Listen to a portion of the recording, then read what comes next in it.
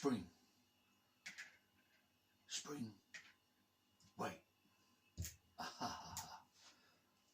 That won't mean anything to you American viewers, but we had a comedian called Tommy Cooper, and he pretended to be a magician, but everything he did, every trick he tried, it went wrong. So the cards would all come out wrong, and the bird used to come out of the hat at the wrong time.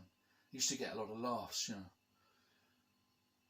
And he used to say silly things like, he'd go to the doctor and he would say, I went to the doctor's, and the doctor said, lay on the bench. And I said, why? What's wrong? And the doctor said, nothing, I want to sweep up. Anyway, the point of the video is this business about compressing a spring and the amount of work it takes to, or energy to compress a spring. And this business about if we put a weight on top,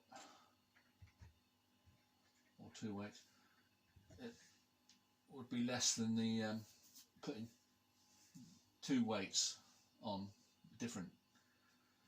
Put one weight on the top down there, then another weight on down there. We got twice the compression now, 4 times the energy. I'm trying to think of a way of explaining it. It's a misunderstanding. And I'm only going to do it with one weight and one compression. It's that simple. The first weight explains it all without the second one. Now,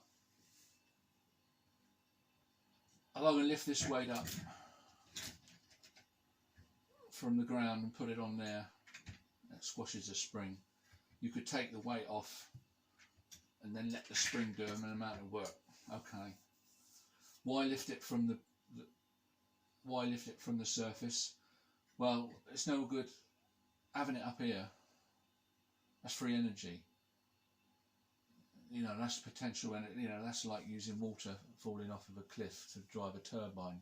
Wonderful. But we're talking about compressing a spring by lifting a weight.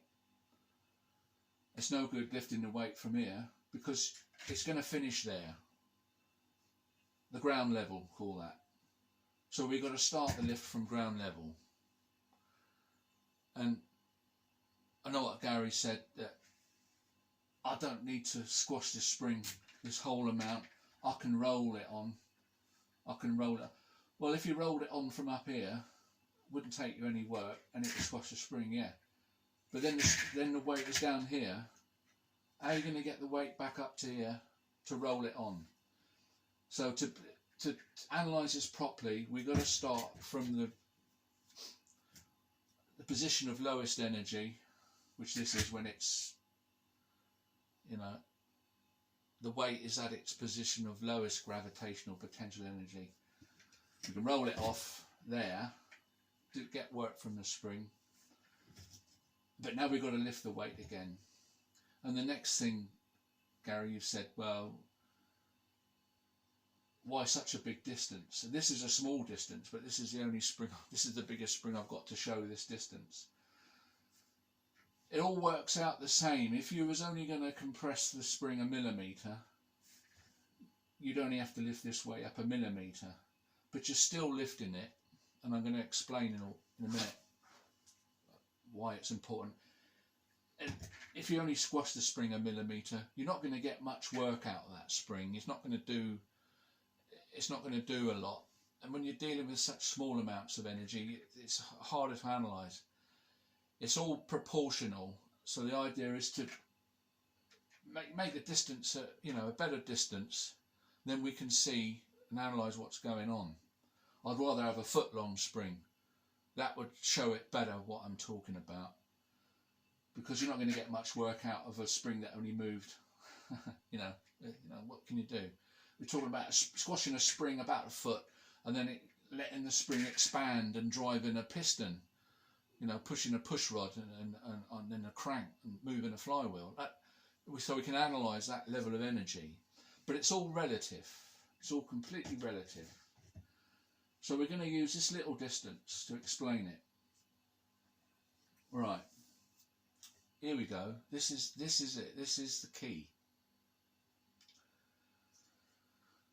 I've got to lift this weight.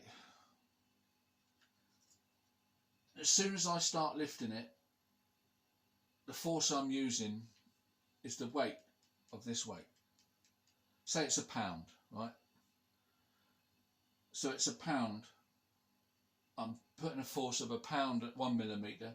I'm putting a force at £1 of 2 millimetres.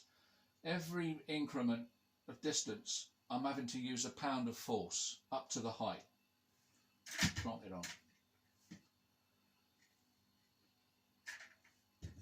You got that? All times it's uniform, the force I'm applying of £1. That whole distance. And they say, you know, work is force times the distance. £1 over that distance. Never mind about in steps, incrementals, fast, quick. £1 of force constantly, isn't it? Up to that height. Anybody can see that, surely. Constant. That is going to take more energy for me to do that than if I get my finger and compress the spring manually. Why? Because as I start compressing the spring, there's not £1 of force necessary. There's hardly nothing. And after a couple of millimetres, there's a gradual bit of resistance. I might have £0.1 of a pound force necessary. And then as I get a bit more, that force is gradually increasing. Halfway, it's about £0.5 of force. Until I go right up till full compression, where I'm only now using £1 of force. So you could say the average force used was about halfway, £0.5 of force, say. So by doing it by hand, the work I've done is £0.5 times the distance. It's about half the work than if I've lifted this weight up, which is £1 for the whole distance. It's double the work to plonk this on than it is to press it down by hand. Can you see that? That is, we haven't got to worry about the next weight. That is telling you why that free energy nonsense is wrong there. Okay, I hope you can understand that. On to the next one.